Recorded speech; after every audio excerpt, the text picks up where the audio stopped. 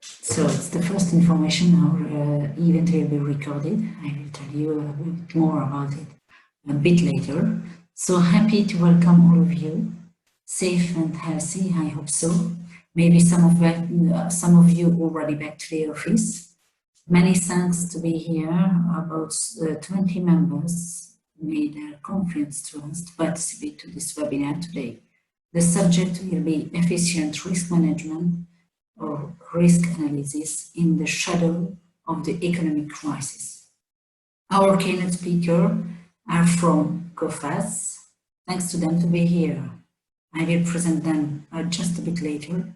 Before that, some technical information about our today's event. The presentation will take about 1 hour. In the meantime, you have the possibility to put your question, ask your question in the written form. Do not hesitate to use the question and answer session or the chat session. We will read it all along the presentation. Of course, you will have the opportunity to put your own questions in live as well by the end of the event. At first, we will make a very not democratic action. We will mute all of you in order to keep a nice voice for our presenters and do not have any distraction. Of course, you will have the opportunity to put back your microphone and camera when you are speaking and asking your question. And we would like you to ask to do that because it would be a more interactive event as well. If you have a question, do not forget to tell us your name and your company name as well in order to be able to know who is in front of us. The presentations will be available for you by the end of the event. So we will send it to you by email. And as you noticed at the beginning of the event is registered. It will be also available on our YouTube channel. So if you don't want to participate to the registration, please turn off your camera and microphone. So now it's time to leave the floor to our case speakers. At first, it will be Grzegorz, SIELEWICZ, the chief economist for the region Central and Eastern Europe for Coface, and then we will have Valentin PÓKA, country head for Coface. So, Grzegorz, it's your turn now. Thank you. Thanks a lot, first of all, for inviting us, for having us, and giving us this opportunity to provide our view. So, as you mentioned, I will be the first speaker. I will first speak about the economic outlook, how we see the situation is going on economic markets, how we see the situation is in Central and Eastern Europe. And then I will pass the voice to Valentin, who will give you more insights about more like practical issues regarding that what you just said. So just starting with that, I will first of all share my presentation with all of you. Hope you can see it right now, because indeed I will show you lots of charts, lots of data, so that it would make me easier to have this presentation. So as you see, I put the title, "The Economy Impacted by the COVID-19 Outbreak," because indeed, as we all know, right now, the economy, our lives, of course, not only the economy, are significantly impacted by the COVID-19, not only as a result of health issues that cases of COVID-19 have been reported by many countries, actually more than 180 countries worldwide. So I think it comes no surprise that already some time ago, the World Health Organization decided to call the COVID-19 the pandemic, not only the epidemic, but the pandemic. But what's very important also for us, it impacts economies, it impacts businesses. So we are all afraid of that, what could be a result of that. And starting with that, I would like to share with you our two scenarios that we have at this stage. So first of all, we have a baseline scenario, which is that what you already know. So starting from Q1 2020, as you know, in February we had the peak of COVID-19 cases in China. And we had also lockdown periods, lockdown measures that started worldwide, in Europe, in Central and Eastern Europe, also in the US, or as I said, worldwide. We expect that Q2 is the quarter when the lockdown ends, and actually we already started to see that, as we've estimated that it will be in May, because this table comes like we prepared that 1 month or more than 1 month ago, but indeed we see that in many countries, including also Hungary, we have lockdown measures that are gradually and partly eased. Of course, it's not that the process is rebound and coming back to the business operations, to the business activity and to the economic activity as it was, for example, in 2019. We see that the process of this gradual reopening will be going on, but nevertheless, in the second quarter or in the second half of this year, and also then in 2021, we do not think that both businesses and consumers will be very willing to spend money, that we will have a kind of V recovery. So it will be more a kind of U-shaped letter recovery. So we need some time indeed to back on track. And as of now, we of course do some forecasts of GDP growth. We will release them in details at the end of this month, but nevertheless, I wanted to share with you some insights from our initial work on forecasts.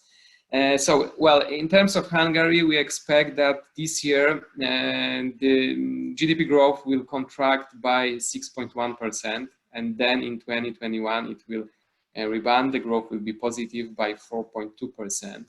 In terms of the global scale, we expect that this year the economy will decrease by 4.3%, which is actually a very hard, very low result, because even in 2009, when we had a financial crisis, we didn't have such a low growth.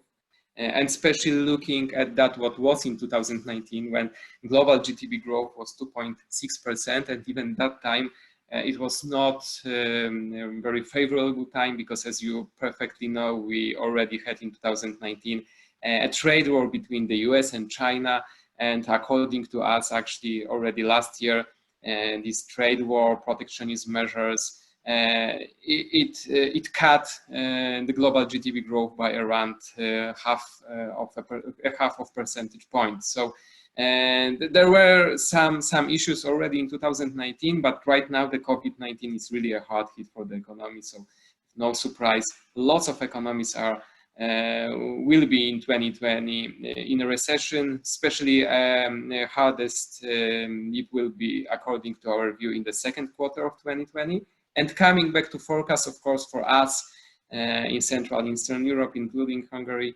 it's very important what's going on in Western Europe. In Germany, we expect that growth will be it will decrease by 11.6%. So that's, that's for France. For Germany, we expect 7.2%. And for France, we expect 11.6%. For those large Eurozone economies, which are significant trading partners of Central and Eastern Europe, well, that will be a very weak result. That, of course, will also be transferred to our region, because we are involved in various supply chains. We are involved in various trade links. What's then? We also have the risk scenario, and in our risk scenario, we expect that in the second half of the year, we could have the second wave of pandemic worldwide. Actually, I think it's not something that is very odd. because that's also what epidemiologists say, that we have to wait for a vaccine for the COVID-19, but till then, we, especially closer to autumn months, we can have a second wave of pandemic. And then, of course, we would have not easing of lockdown measures, but again, very strict lockdown measures, even maybe stricter and implemented very fast. And of course, at this scenario, it would be very crucial and a significant deterioration for global economy and most of economists worldwide. So in a baseline scenario, we expect already a recession, but in the risk scenario, that could be even deeper, and the recovery process could take even longer. I would like to start talking about economies and giving you some more insights from China, because first of all, as I said previously, we had a peak of cases in China in February, so it could give us some lessons for us in Europe, in Central and Eastern Europe, how particular indicators could look like after implemented lockdown measures. After that, people stayed at home because they were afraid of leaving their homes, how industrial production, retail sales suffered from that. Of course, in Central and Eastern Europe, we already have some data. I will share them with you, but not so many data so far, because we can say that hopefully the peak of cases in our region was April or May, we will see. So we have to wait for such data. So I think it's also good to take a look at China, as I said. So what you can see on the chart on the left-hand side, that GDP growth in China. As you see in Q1, and let me remind you, I said that the peak of cases was in February. Then in March we had also some lower activity, but January was a quite good month. And even despite so, in the Q1 2020, we had a huge contraction of GDP growth in China. Actually, it contracted by 6.8% year over year in Q1 2020. In quarterly terms, it contracted by nearly 10%. And actually, that was the weakest result since 1976. So the pandemic resulted in a huge contraction of the economy. As you can see right now, we have those two scenarios, which are both rather V-shaped recovery in China, but nevertheless, even looking at then in next years, China will not be able to deliver such high growth rates that it used to have in previous years. For example, in the previous decade, we mostly had GDP growth rates that exceeded 10%. And looking at the chart on the right-hand side, you can see some activity trackers, some activity indicators, industrial production, retail sales, and urban fixed asset investments. All of them dropped significantly at the beginning of this year, when we had the impact of the COVID-19. And I would say that the decrease for February was even deeper, because the Chinese Statistical Office released those data each year for January and February in one piece, because they have New Year holidays. So that's each year. We did some extrapolation how it looked like just for February, and actually it was even worse that you can see in this chart. So industrial production dropped by 33% year over year, whereas retail sales dropped by 48%. So again, it's a significant confirmation of that, how those measures implemented and how the COVID-19, the pandemic, could have the impact on the economic activity. And of course, that's seen, for example, in the sale of durable goods like cars, which dropped in February in China by nearly 80% year over year. I said about the recovery process in China that it's more like a V-letter recovery, so quite contrary to that what we expect in Europe, that it will take some more time. And indeed, I think that in terms of China, and that's the economy that is able to recover quite fast. We can see, this is in the table on the right-hand side, that at the beginning of March we still had some lockdown measures implemented. We had some factories closed, but at the beginning of April we had a fast process of businesses that resumed work. You can see that in most provinces in China they are back at the capacity very similar or the full capacity that was before this impact, before the COVID-19. Only the Hubei province that was significantly, of course, impacted, and it all started there. At the beginning of April, we had a lower capacity than previously. Of course, in our scenario, this is a V recovery, but on the other hand, we expect that in Q2 2020 in China, we'll have a slow process of recovery. And still the technical recession, so the also negative growth rate in the second quarter of 2020 is possible.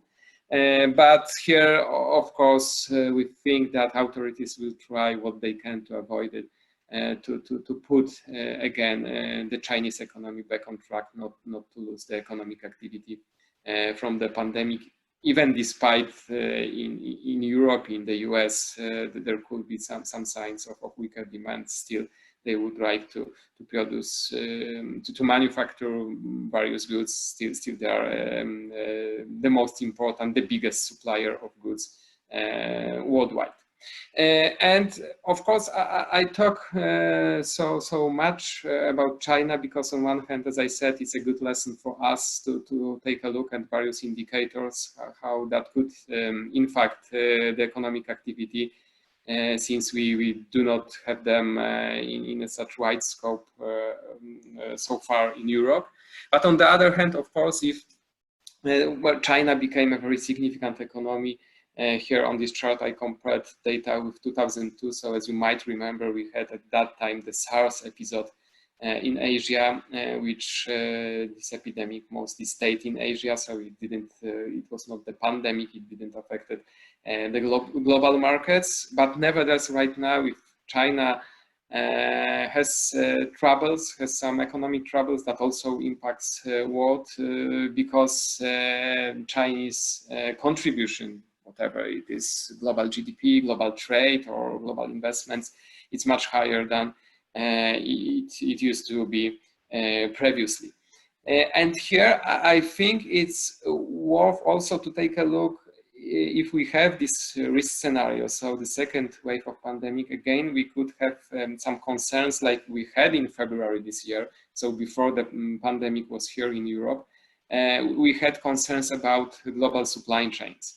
As I said, China is a significant, very important supplier of final goods, of intermediary goods to other countries. And if we have again the second wave of pandemic, that could impact also supply chains. If we take a look what countries are especially exposed to imports of intermediate products, so not just final products, but the intermediate products that are used then in production, final production, or in particular countries that are then sold on the domestic market or exported. Mostly those are, of course, countries, Asian countries, Latin America countries, big economies, but also in our region we can find lots of countries that are dependent, of course, on imports of intermediate products from China. That's mostly Russia, because in our Central European region we also include Russia, but also other countries, including Poland or Czech Republic. As you can see, Hungary's share is also not a very minor one. It exceeds 6% in terms of imports of all intermediate products from various countries. And when we take a look on the chart on the right-hand side, you can see what kind of products are specially imported in terms of intermediate manufactured goods from China. Well, that's quite obvious that those are computers, electronic and electrical devices. Here the share is the highest, but also non-metallic minerals or textiles and clothing. those are those sectors, those categories of products are especially dependent on imports from China. And this chart on the you can see on the right hand side is quite similar in other Central and Eastern European countries. As an average, computers, electronics, and then on the second rank, textiles and clothing. Those are those products are especially imported from China to Central and Eastern Europe as intermediate goods. Talking about global supply chains, it's also worth to take a look at the automotive sector, because right now it's included widely in global supply chains, and also for Central and Eastern Europe and for Hungary, it's a very important sector. In terms of exports in Hungary, a bulk of exports are exports of transport goods, of cars, and also car parts and components. Well, and how we see the automotive sector right now, if you followed our publications last year, we already warned about rising risk, about less favorable perspectives for the automotive sector worldwide, because we still have those new emission standards that were implemented, and unfortunately global car brands, global car producers implemented them with delay, so that already impacted the automotive sector. Then we have the changing consumer behavior. We have also other challenges that were confirmed by already decreasing car sales last year. And that was also confirmed with lower margins, global margins in the automotive sector, and higher debt ratios. Of course, there's a need of significant investments that of course are very costly investments in the automotive sector. And right now, unfortunately, we have the COVID-19 case, which is a very significant concern for car producers, for the whole automotive sector. As I said previously, in China, just in February, car sales dropped by 80%.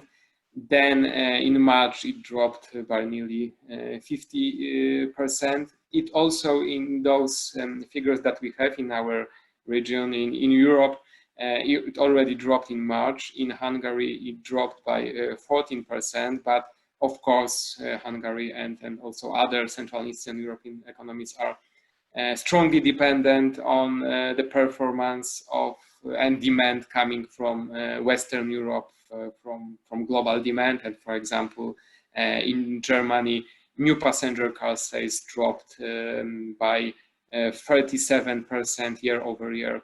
In March, in France, that dropped by more than 70%. In Italy, more than 80%. And you can also see on the chart on the right-hand side that it includes not only Europe, not only China, also US. So globally, in Q1, we had decreasing car sales, and we expect also that it will not fast rebound in next months. So indeed, for the automotive sector, there are lots of challenges, and it's very likely that those months that we have ahead of us will be still showing negative car sales dynamics as we can estimate that. So then moving then to other economies, just a few words on the US, because I think that China, along with the US, are the biggest right now economies in the world, and it's worth to take a look at them. Basically, in the US, we expect that the economic activity will, or rather it already follows the similar pattern that we see in Europe. So the biggest contraction will be in Q2 2020. We can say that, well, in terms of particular data,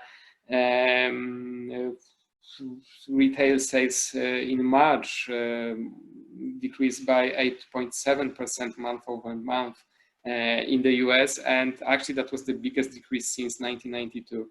So for the US economy, which is all very consumption oriented, that's a significant sign of the contraction.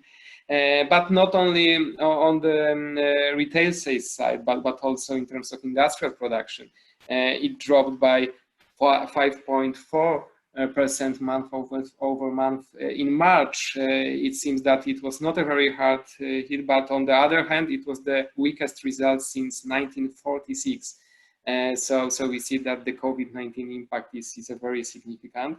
And this what you can see on the right-hand side of this chart, so the Purchasing Managers Index, which significantly dropped for manufacturing, but even harder, deeper for services. It's also confirmation on that industrial production, that closed factories, and a very negative sentiment impacted the manufacturing side. Actually, this result of dropping PMI manufacturing was the hardest dip in the last 11 years.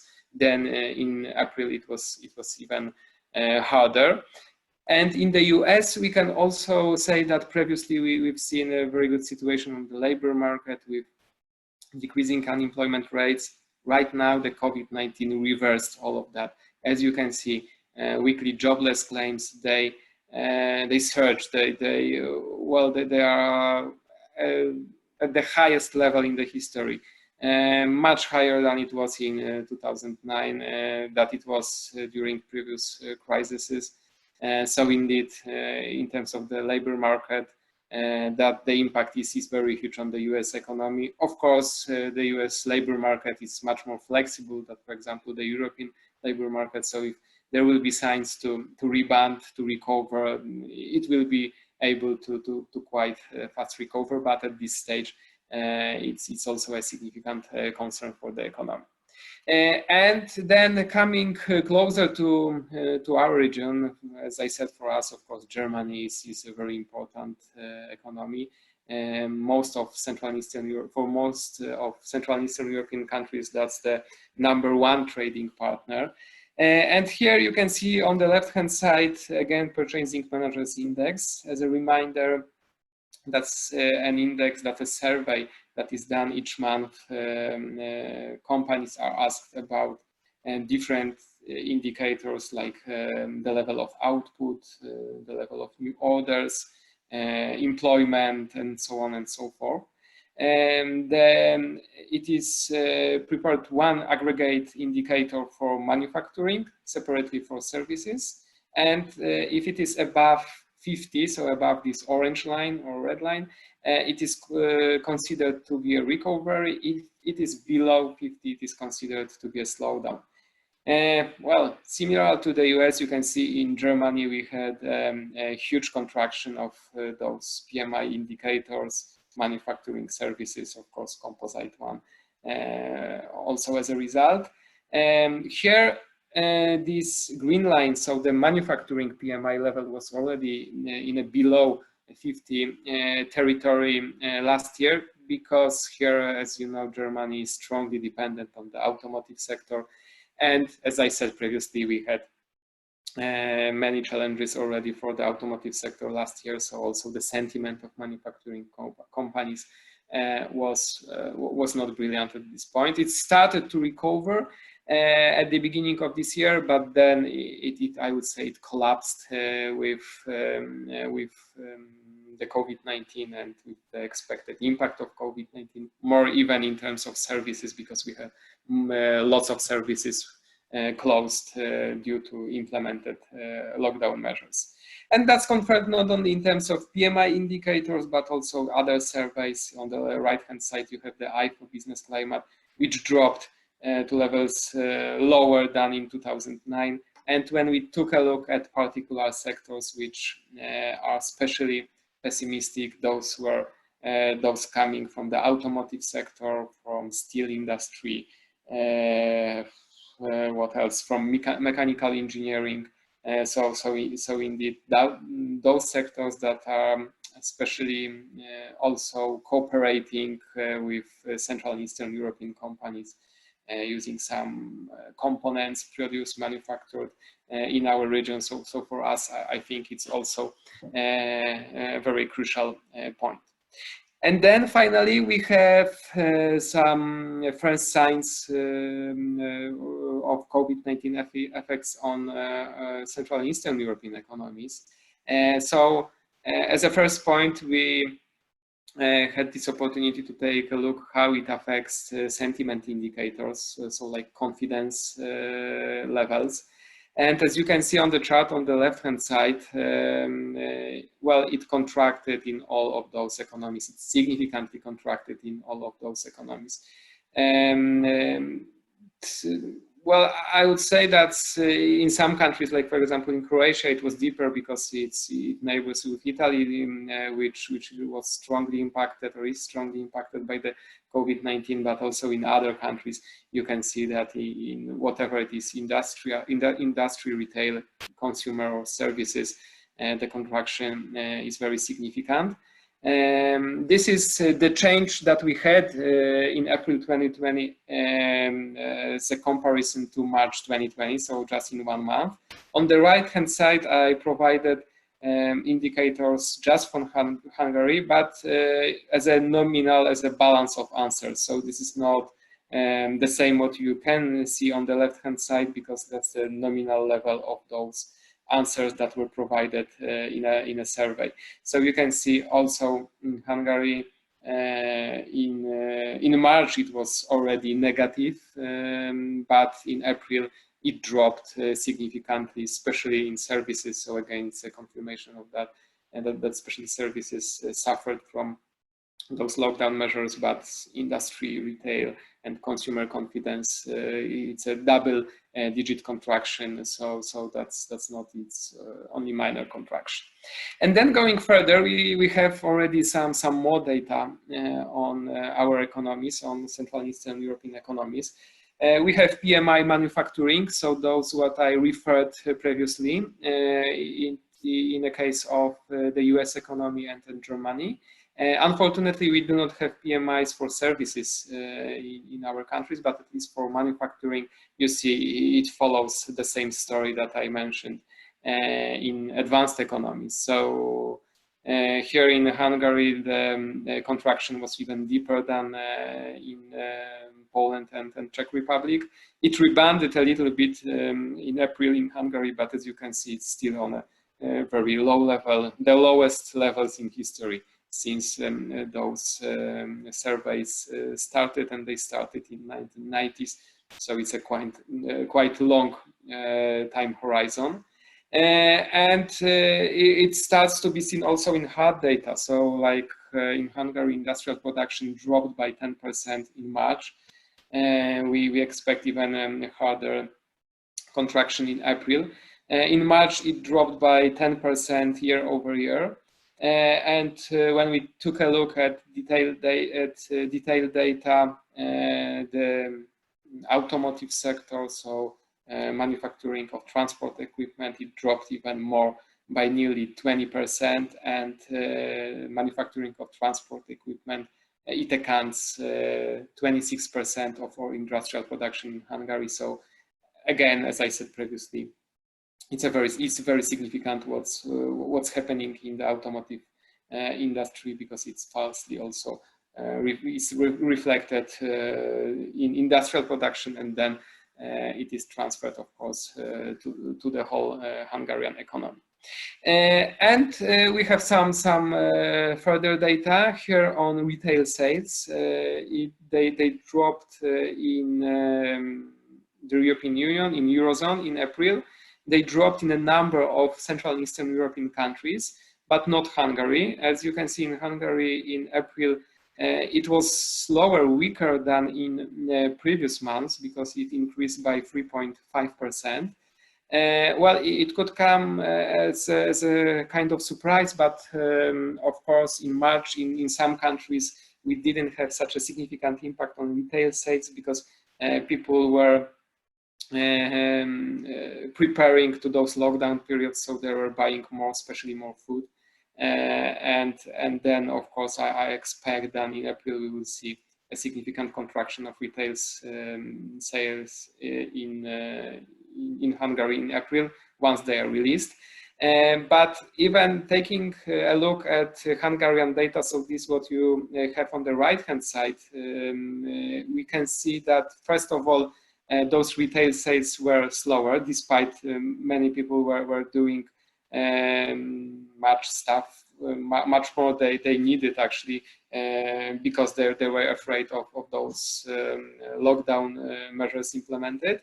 But here you can see that also I provided you with dynamics of retail sales of food products. So this is this navy line, and non-food products. This is this golden line. And as you can see, it reversed compared to that what was previously. So people bought more food products, whereas they almost didn't increase purchasing of durable goods. I think it's also well, a sign of that people started to be afraid of that what will happen. There's a huge uncertainty, so they were not reluctant to buy durable goods. That's what we had, for example, in previous months, that they were more confirmed that the economic situation is fine, and also the situation on the labor market is good. And by the way, we expect, of course, one of the impact of the COVID-19 will be the impact on the labor market with quite significant increases of unemployment rates, not only lower wage growth, but also increased unemployment rates, and that will affect the household consumption, of course, also in our region. Right now, we already see that people are more willing to increase their savings, not to increase their spending. So even if we have easing of lockdown measures, it does not mean that, as I said, it's a V-recovery, that people are back in shops, that they're spending again money with such high uncertainty, and we still are not sure if the peak of cases are behind us, or maybe that there will be the second wave, that they are not so willing to spend money. And we have also some more data actually released last Friday, a few days ago, in a case of GDP growth, here just for a few countries in Central and Eastern Europe. So after that, what I said, I think it comes with no surprise that in Q1 we had a contraction of GDP growth in countries in our region, in Central and Eastern Europe, but it's also in other European countries, like for example in Germany, it dropped by 2.2% quarter-over-quarter in Q1 2020. In Spain, more than 5%, well, in Italy, nearly 5%, in France, nearly 6%. So we can say that the impact of the COVID-19 was mostly in March, so just 1 month of Q1 2020, but despite so, it's already seen in GDP growth data. Here, the Czech Republic and Slovakia, very dependent countries, very dependent on exports, very included in, strongly included in the automotive sector. They suffered the most. Actually, I expected that the contraction in Hungary will be deeper, because of course it's also very dependent on the automotive sector and exposed to foreign markets, but so far it wasn't seen in Q1 as a strong contraction. We believe again that in April we will see some further data that will see deeper deterioration. And here also, coming slowly to the end of my part, we also took a look at countries, if they are ready to tackle with the COVID-19, even if we can say that countries in our region were quite fast in implementing various measures, that we have not suffered so much like Italy or even lots of other Western European countries. Again, we could have this second wave of pandemic, and as we know, of course, that's a significant issue for the health system, and that's what you can see on the chart on the left-hand side. We tried to capture how countries in our region are prepared to tackle with the COVID-19, how the health system is prepared. So on the x-axis, you have the healthcare spending as a percentage of GDP. So at least in theory, that's the better if the country has more spending for healthcare for healthcare. As you can see, Hungary ranks here relatively good. On the y-axis on this chart, you have the health security index. That is the index that is published by the Global Health Security Institution. And here I didn't use just the overall index, but its component, one of its components, its response capability. And this response capability is that they try to assess how particular countries are ready to fight with the epidemic. So I think it's a good indicator right now. So those countries that are on the top right-hand side of this chart are, again, at least in theory, better prepared to tackle with the epidemic or with the pandemic. So that's what we have right now. So Hungary ranks here relatively good. But those are theoretical data. So there's a kind of break-even point also for health system, as we perfectly know. For example, the US, you cannot see that in this chart, but the US is ranked in this health security index quite high. But as we all know right now, they suffer from COVID-19 cases, and it's not that they can easily tackle with that. On the right-hand side, you have fiscal indicators because, well, right now lots of fiscal measures were implemented, not only in our region, in Europe, worldwide, to help companies, to help households, to help economy, and not to be so strongly impacted by this negative impact of the pandemic. Of course, it was also a lot of what was done on the monetary policy side, depending on countries. But here I took a look at fiscal indicators. So if countries have room to implement such measures of fiscal stimulus, and here on the x-axis you have budget balance. If there's a surplus, that's perfect. Generally, there's a lower budget deficit, that's better, and that's also better if we have lower public debt, because again, that's more room to implement various measures. Here, as you can see, Hungary is the country with quite high public debt level and let's say moderate budget deficit. So maybe that's not a significant room for that in other countries. But here I would see that especially a risk in our countries comes from Romania, because it increased its budget deficit in relatively favorable economic times. And right now we expect that it would widen a lot in 2020, although Romania tried to reduce budget deficit this year in such circumstances. When fiscal support measures are needed, it's not possible. And just talking in general about emerging markets, of course, it's similar that we see that we saw that in previous crises. When we have crisis, there's usually a flight to more investments in so-called safe havens. And that results in outflows, portfolio outflows from emerging markets. This navy line you can see is that what we have recently, so a significant outflow of bonds and equity from emerging markets as in total, a much more significant outflow that it was in 2008, so when we had the financial crisis. And it impacts also, of course, currencies, mostly currencies of those countries which are also hard commodity exporters, so like South Africa, Brazil, Russia. they are significantly impacted by the depreciation currency.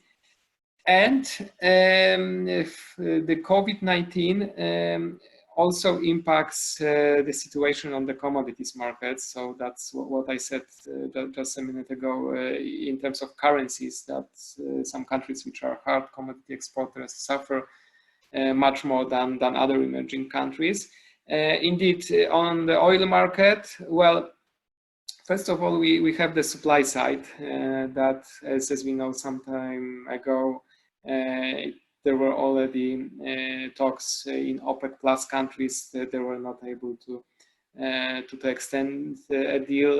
Right now, we have, of course, some further updates of that, but the real issue right now, real concern for the oil market is demand, and demand is much lower in the COVID-19 times, with lower transports, also lower maritime transport, and that is a significant buyer of oils for their transports. So basically, we expect, our latest forecast is that the oil price barrel will average at $45, but right now we see that it's likely to be too optimistic. After several weeks, we are likely to decrease that to $35 per Brent barrel. And looking at commodities exporters, of course, in our region, close to our region, that's only Russia. In our region, in the core Central and Eastern Europe, we have we have rather importers of oils. So for us, it's even better than oil prices are lower than previously. It also impacts inflation.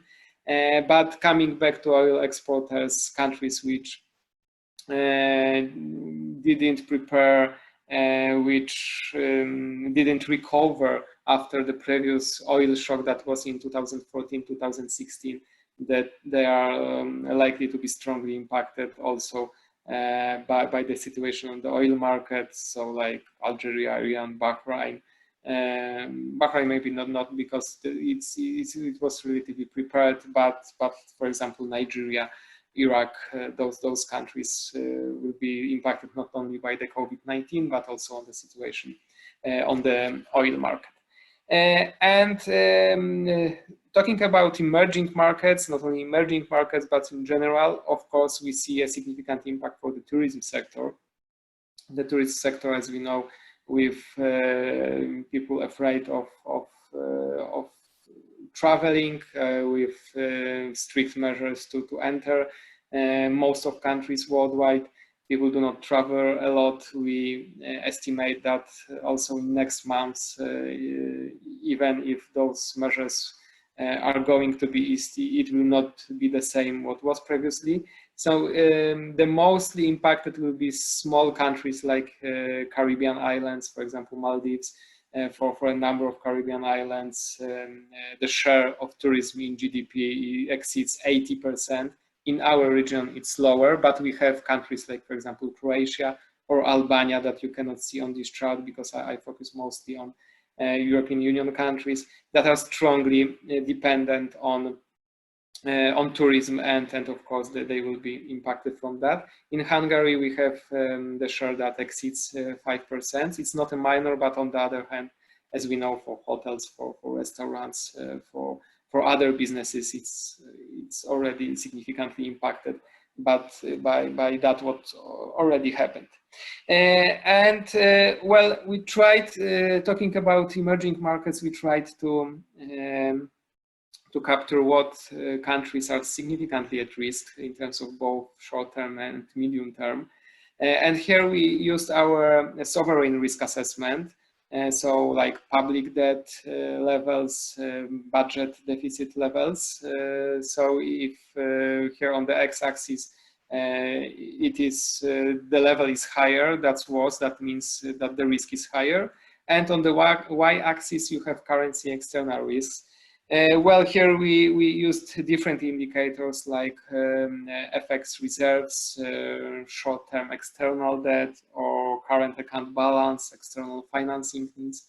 different indicators. And here again, if the number is higher, that means that the country is more risky. So those countries that are especially at risk are those countries which are on the top right-hand side of this chart. So there are some exotic names like Mozambique, Burundi, Bahrain, Sri Lanka, or Suriname. Hungary, as you might see, because there are lots of countries here, is not significantly at risk, but also it's not that the risk is very low. So indeed, especially in terms of currency and external risk assessment, it ranks higher than, for example, Poland. But nevertheless, looking at risky emerging markets, we prepared a heat map, taking into conclusion 4 criteria. So if there's a lockdown in a particular country, and as we know, even if there is in most of countries worldwide, we have still lockdown measures. What's the level of sovereign and currency risk? So that's what I just said on a previous slide, but in a one combined indicator. Then if a country is a hot commodity exporter, and if a country is dependent on proceeds from tourism, and if that share of tourism in GDP is higher than 15% of GDP, we estimate, we assess that this risk is really high. So, well, in terms of top emerging markets, you can see that especially South Africa, Mexico, Brazil, also Russia are significantly exposed to 2 or 3 kinds of those risks. In terms of other emerging economies, mostly risky countries are Lebanon, Venezuela, Tunisia, Ecuador, Angola, or Oman. Here, in terms of Central and Eastern European countries, you can see Croatia and Albania. I mentioned them when I was talking about the tourism sector. So indeed, not only domestic lockdown measures, but also significant impact coming from the tourism sector. That's what is going to hurt those economies. Well, so that's basically our outlook. So I think I was longer than I was expected. Right now I will just give floor to Valentin, that will speak, as I said, more like on business related issues. So thank you for your attention, and if you have any questions, let's leave it for the Q&A session after Valentin's part. Okay, I hope that everyone can see my screen. I try to speed up a bit, so I will maybe I will skip parts, but we'll see how we can go forward. First of all, I try to, okay, I can click. So just to add some relevant data to Grzegorz case or speak, I would like to share you some some nice data, and then share you the measures how we can deal with this crisis at the moment, or what we can do as an efficient risk management.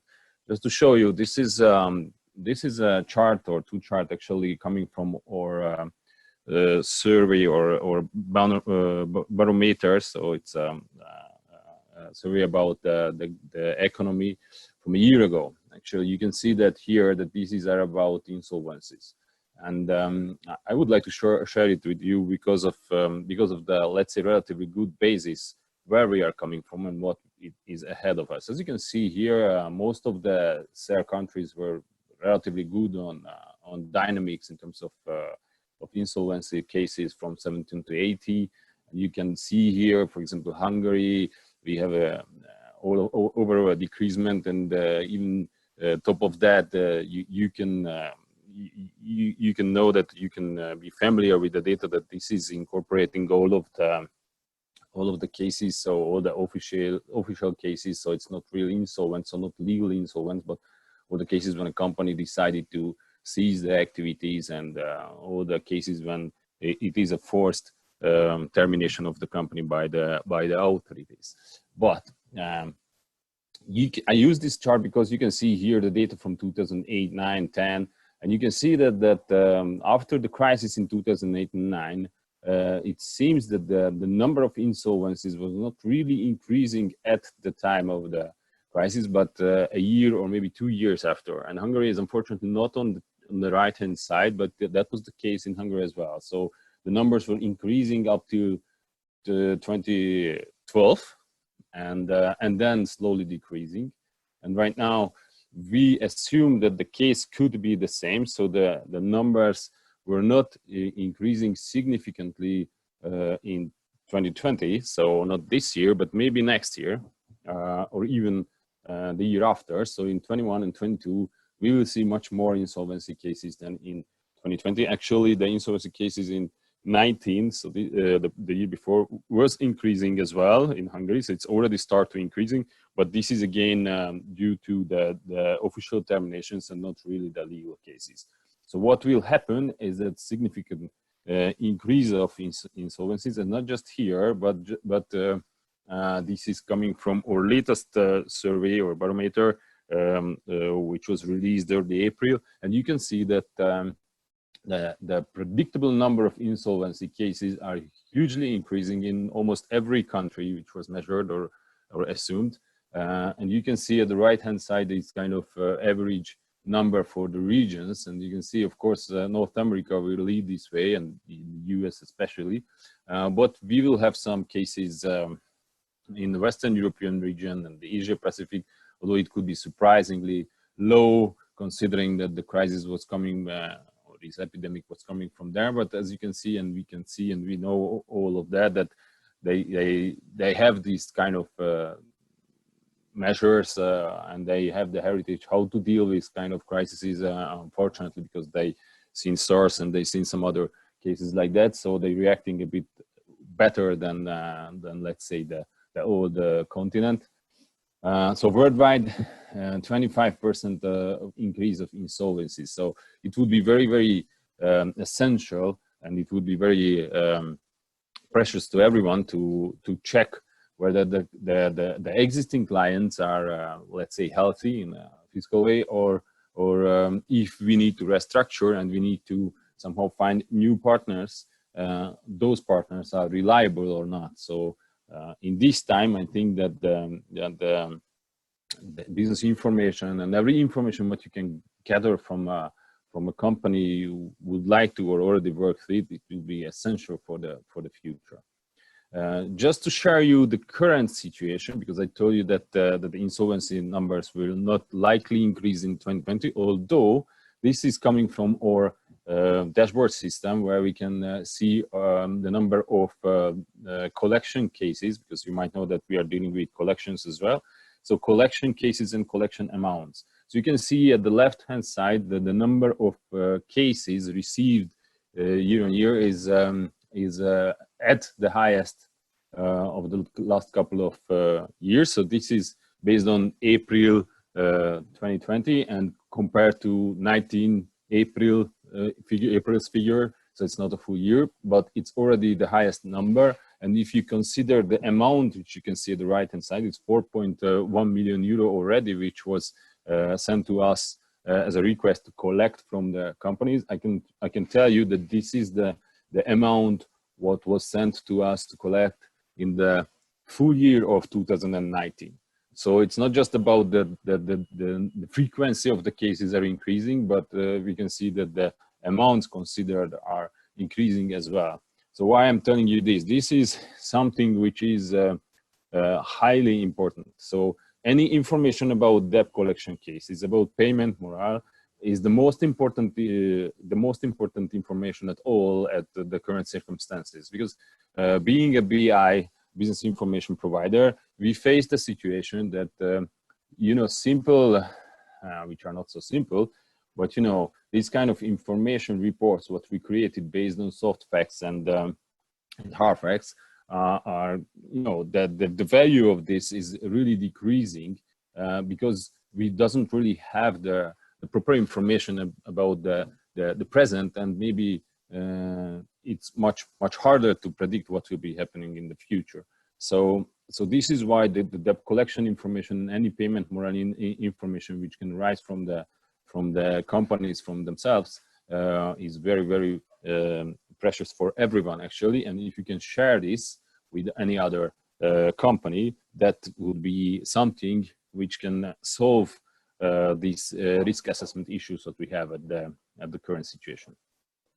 Just to briefly talk through about why is it so important. You all know that the intercompany credit is highly known and used, but the information regarding these kind of intercompany credits are not widely spread, although it's a very, very important issue. So the global B2B credit, so this intercompany credit, as you can see, it sums up $18,000 billion in the world. And actually in Hungary, we had a publication a week ago, maybe 2 weeks ago, on portfolio, where you can check that actually at the given moment, when it was measured, the amount of intercompany credit almost reached that 14,500 billion forints, which was highly above the so-called bank credits or loans or short-term credits from the financing institutions, which was only reaching less than 12,000 million. So intercompany, so the credit what you are giving to your debtors are much more important, seems to be much more important than the normal credits what they can get from the banks. And actually currently they are not really able to get any credit from the banks, or the banks are not really keen to provide this kind of credits. So it's even more important to provide these intercompany credits, which for you need highly efficient information to decide whether if you would like to keep up this kind of crediting, or you should go for some other kind of payments. In order to be able to keep it up, I would like to raise your attention for this slide, which is a well-known one. So every company who is providing intercompany credits facing at least 80% of defaults, and unfortunately 25% of these kind of defaults still raised up or ending up with a corporate bankruptcy. And here we can give you a short summary, which you all know because you are very aware that if your margins, let's say, are small, then you can see, for example, if you have an invoice reaching 100k euro and you have only 2% margin because you are in a very, very tight market position, then your 5 million of your revenue was actually created to cover this 100k. So this is why I think you need a very fine-tuned risk assessment and maybe some other collaterals to deal with. So what we're calling a comprehensive risk prevention process, you can see it's coming from the collection of every reachable information and processing of that. Of course, analyzing this kind of information very deeply and focusing on a single case. Then, of course, underwrite some risk on those debtors, and then constant exchange with your customer that how is he doing, so monitoring their activities, and of course, finally, if anything bad happens, then close risk monitoring, which means that already collection of the cases are involved. So this is what you should do, and if you have the appropriate number of people and the sources for that, then this is fine. If not, then please, I would like to suggest that be open to use this kind of information which is available, or services which is available in the market. Of course, please use us or use some other sources who can provide you this kind of situations or services, because this is the situation where you really need these kind of assessments. What we can provide to you and why we are thinking that we are one of the best player on the market. As you can see, Coface with the business lines we have and the people we have, we are actually believing that we need to be everywhere where this kind of trade is available or presents. So this is what you can see, some numbers from our activities. We have underwriters in 44 countries and creating almost 10,000 risk decisions every day. So you can see here how big amounts are covered or at least surveyed by us. So this is why we think so. Actually, because of the people, because of the colleagues who are working at our sites. This is why we think that we are capable to help you or to serve you. But to be more specific, we have like 50 centers dedicated to collecting and analyzing information. And you can see here that we have an evaluated DRA, which is the risk assessment figures of certain companies. We think that this is we have this kind of DRA for 2.5 million companies, which is clearly representing almost all of the companies who are participating in GDP growth in any country.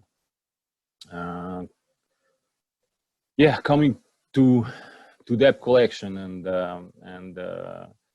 unfortunately for you, not for us, for you, it's fortunately indemnification. So we have, as you can see, a couple of hundred people working on debt collection, and we have covering more than 200 countries. So what you can see here is that we are actually providing you this kind of services on the site. So it's not something that we are trying to do from here, which is obviously the case. If you try to do this, you try to operate this from an office from Budapest or from countryside, and you try to collect your outstanding, which is maybe on another continent, which is not really efficient. What you can do is that you should actually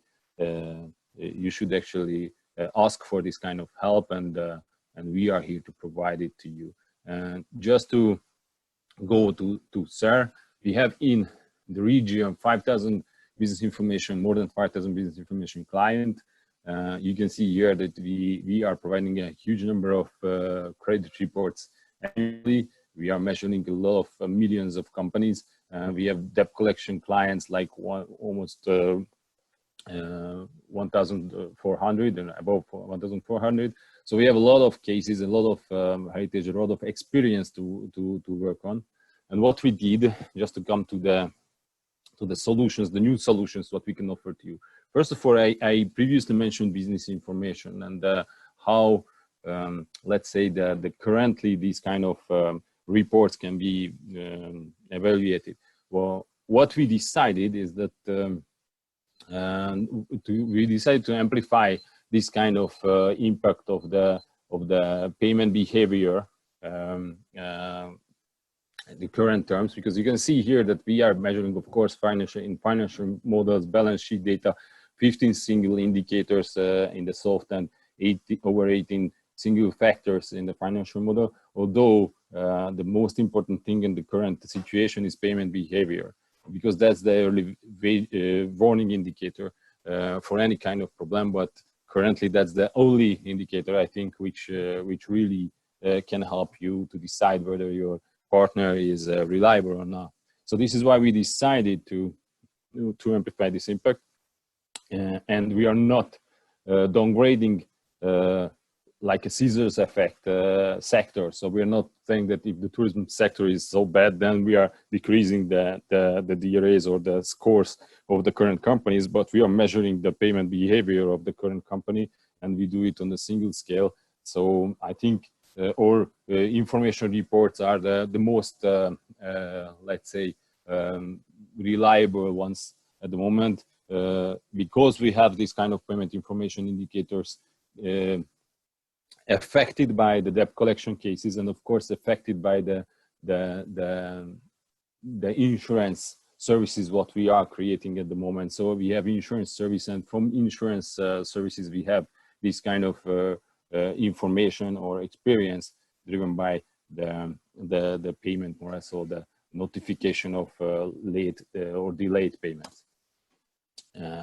Moreover, what could be very important at these cases or these nowadays is the true ownership structure of a company. Because of course, if it's a company is a liquid one, and the network behind a single company in Hungary seems to be very reliable or trustworthy, then of course they are more secured for this kind of restructuring dependence what is happening at the moment. So right now everyone is chasing new clients, and everyone is try to be prepared for this kind of changes. So we implemented cross-border network, which be familiar for you because some of the competition is already having this situation, but only for domestic market. What we created is a service which is actually going across the borders. So if you use this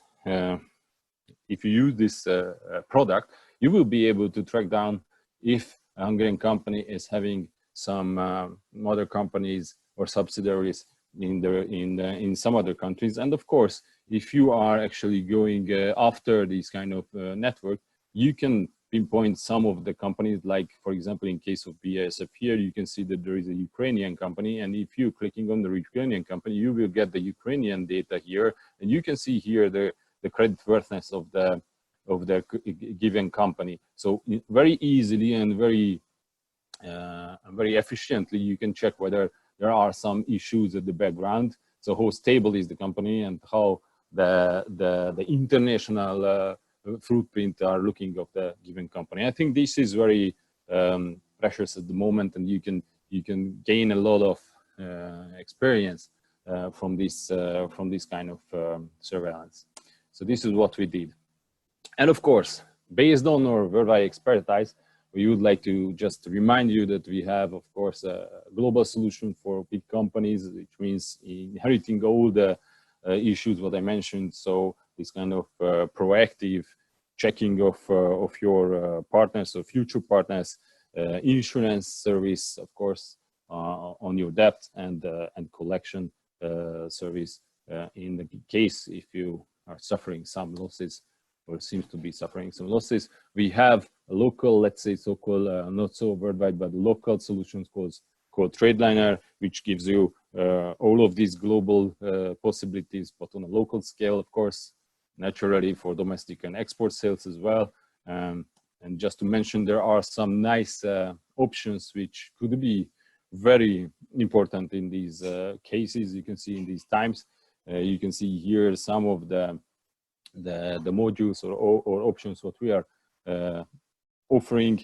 I have to tell you that a lot of questions was raised in the recent times about if we are decline any indemnification due to vice mayor or due to some other issues, but no, we are not doing that. So we are absolutely indemnifying any kind of treats if it's happening at the moment. So we are here at your service, and you can see here what kind of comprehensive solutions you can get from us or from other players, of course, of the market. My strong suggestions would be to assess and reassess your risks, monitoring your clients. We have nice negative monitoring tools, but some other players in the market can have the same as well. Gather as many information from collection sources as you can, and please make sure that you are assessing your risks according to the situation. But of course, my suggestion to keep up this kind of intercompany credit and use any sources to give that, because as I mentioned, without the intercompany credit, I think the so-called rabbit hole, which we will be much more deeper, and we will be in a very severe situation if you are not able to provide these services for your clients. This is from me, actually. So I hope that with Grzegorz and we get a good overview about the situation and the possibilities. And this is only some figures about Coface, but this is not that important at all. I just show it to you to make sure that that you are aware how we are. So thank you from our side. I think that's it. So I would like to give back the possibility to Agnes to ask or share. Thank you very much for both of you. I saw that there is some question in the chat form, and Grzegorz is already answering them. Maybe you would like to comment on voice as well. Yes, because as you might read, we had a very good question on our forecast on Q2 2020 data. So indeed, at the first glance, they look, well, very pessimistic, 11.6 contraction of the French economy. And as I've written, those Q1 2020 data were released just last Friday. so I didn't have yet a chance to discuss them with my colleagues covering France, but nevertheless concluding that only in Q1 2020 the French economy contracted by 5.4%, and we expect that the Q2 will be even worse. That's still feasible, that unfortunately we could have double-digit growth rate contraction in France. So indeed, but of course everything, you know, with GDP growth forecasts right now, it's very tricky because previously we did our GDP growth forecast each quarter. We publish our barometer, that's the publication we publish each quarter, so we also prepared our GDP growth forecast. In last, I don't know, well, like 2 months, I think we had 5 revisions of GDP growth forecasts, because situation changes so rapidly. We have such a huge uncertainty. We have had these lockdown measures introduced, now they are eased. That okay, at this stage I can say you that we expect such figures, but when we meet, I don't know, 1 month or 2 months later, that could be definitely different that it is right now. As again, the uncertainty is very huge right now, and it's difficult to make forecasts at this stage, but nevertheless I shared with you what we have at this stage. Yeah. Is there any other question from other participants?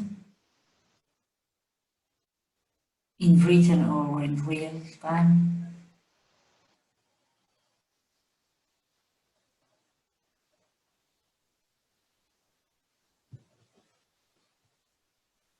If it's not the case, thank you very much for the presentation, for the very complete presentation for both of you. I hope everybody has more and more information now about this subject.